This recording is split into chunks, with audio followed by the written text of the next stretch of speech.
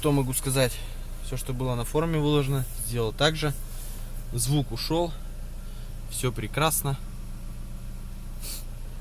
Тихо, мирно, спокойно. Отличной вибрации нету. На руль вообще по минимуму все уходит. На сиденьях тоже с этой стороны вибраций нет. Так что вот, остальное все в фотографиях.